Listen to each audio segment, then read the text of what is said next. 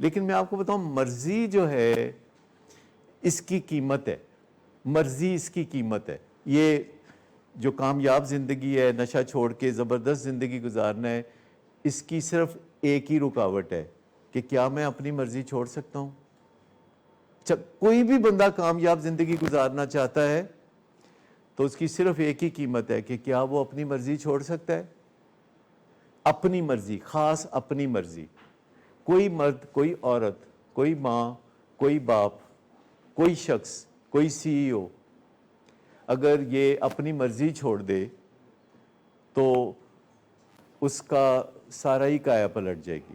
چاہے وہ chief executive ہو، مرضی چھوڑ دے، مرضی چھوڑ دے، سٹینڈرڈ آپریٹنگ پروسیجر پہ چلا جائے، یعنی ایس او پی فالو کر لے، چاہے وہ چیف ایگزیکٹو ہو، چاہے وہ والد ہو، چاہے وہ والدہ ہو، چاہے بیوی ہو، چاہے خامد ہو، اگر سٹینڈرڈ آپریٹنگ پروسیجرز پہ چلی جائے، سٹینڈرڈ بیہیویئر پہ چلے جائے، اپنی مرضی چھوڑ دے تو اس کی زندگی بن جائے گی.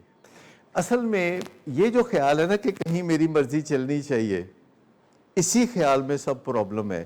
غصہ ہی اس وقت آتا ہے جب مرضی نہیں چلتی. میں آج سے کوئی 30-32 سال پہلے ایک دفعہ مری گیا، اور مری بڑی فیوریٹ جگہ ہے میری، اور وہاں اسی لیے ہسپتال بھی بنایا کہ چلو میرا آنا جانا رہے گا. اور وہاں مرحبا نام کا ایک ہوٹل ہے، مال روڈ، اچھا وہاں میں ٹھہرا ہوا تھا.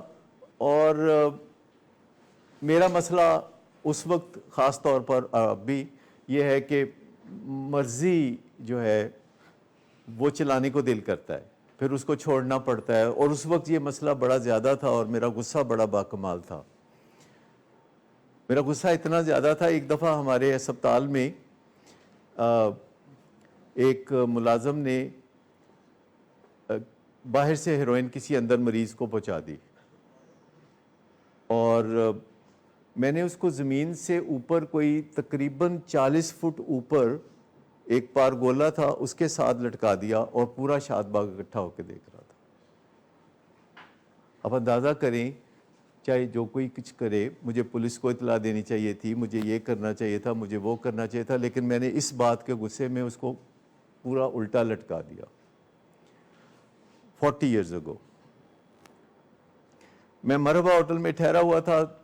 صبح اٹھا تو میں وہاں سے نکلا تو اس کے سامنے ایک دکان، جنرل سٹور ہے چھوٹا سا، جہاں کافی کام کی چیزیں مل جاتی ہیں. تو میں وہاں گیا، اور وہاں میں نے دیکھا تو مجھے وہ چائے کے مگ نظر آئے ایک پیک میں، جن میں کچھ حصہ نظر آتا تھا، کچھ حصہ نظر نہیں آتا تھا. تو میں نے اسے کہا کہ یہ مجھے کھول کے دکھاؤ. اس نے کہا کہ یہ اگر پیکنگ میں سے کھل گئے تو پھر پیکنگ میں واپس نہیں رکھے جا سکتے، اگر آپ نے خریدنے ہیں تو پھر ہی میں کھول کے دکھاؤں. تو میں نے کہا ہاں خرید لوں گا. تو 6 مگ تھے اور اس پہ کچھ باتیں لکھی ہوئی تھیں. اس میں ایک مگ پہ لکھا ہوا تھا ناٹ گاڈ، بڑا بڑا لکھا ہوا تھا ناٹ گاڈ، اور اس کے اوپر چھوٹا سا باریک لکھا ہوا تھا آئی ایم، نیچے بڑا لکھا ہوا تھا not God, I am not God. اور وہ میں کپ لے لیے اور جا کے تو میں اس کو کپ کو سامنے رکھ کے دیکھنے لگا. میں نے کہا اس کا کیا مطلب ہے آئی ایم ناٹ گاڈ. اور بہرحال بات مجھے سمجھ میں آ گئی کہ اس پہ میسج ہے کہ بندہ جو ہے وہ اپنے آپ کو خدا ہی سمجھتا ہے، کیونکہ وہ خدا کا نائب ہے، اور نائب کی نظر ہمیشہ ٹاپ پہ ہوتی ہے. آپ نے پچھلے دنوں بھی سنا ہوگا کہ وہ پی ٹی آئی میں کہہ رہے تھے کہ جہانگیر ترین چاہتا تھا وزیر اعظم بننا، اسد عمر چاہتا تھا وزیر اعظم بننا، اور شاہ محمود قریشی بھی چاہتا ہے وزیر اعظم بننا، اور یہ ایک دوسرے کی لیگ پولنگ کرتے ہیں. یہ فواد چودھری صاحب نے فرمایا. تو جو سیکنڈ پوزیشن پہ ہوتا ہے نا، اس کی نظر ہوتی ہے فرسٹ پوزیشن پہ. تو بندہ ہے سیکنڈ پوزیشن پہ، یعنی اللہ کا نائب، اور بڑی کاریگری دی ہے اللہ نے، بندے کو بہت زبردست بنایا،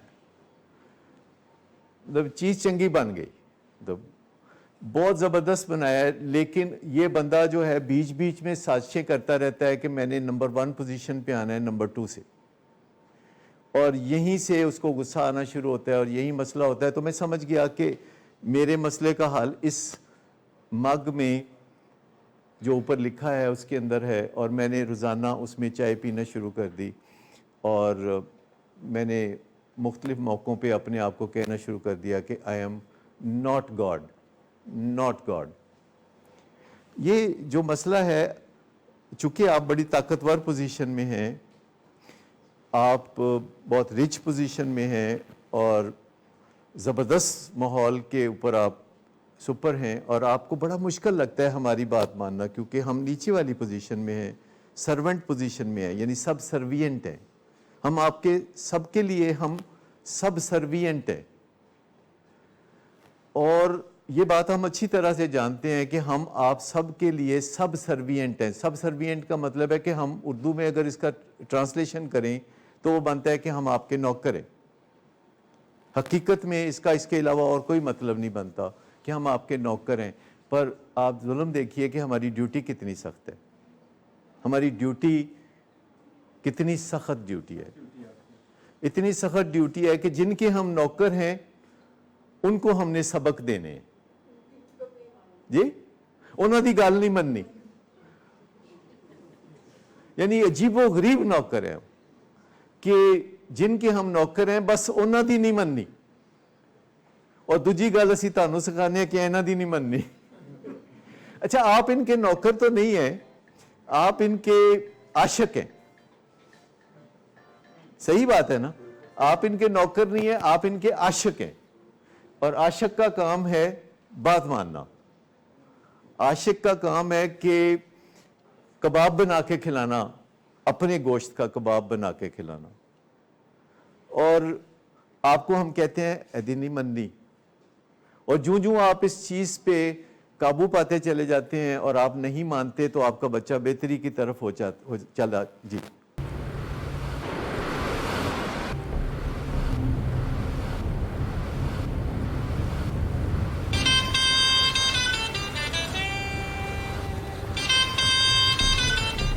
اچھا، تو ابھی تک تمہارا اس چیپ لڑکی کے ساتھ چکر چل رہا ہے؟ تم کون ہوتی ہو مجھے پوچھنے والی؟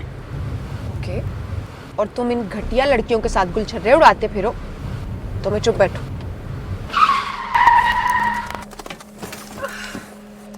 Get out.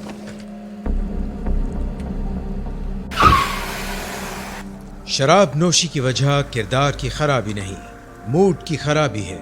شراب نوشی کبھی بھی نشے کی بیماری میں بدل سکتی ہے۔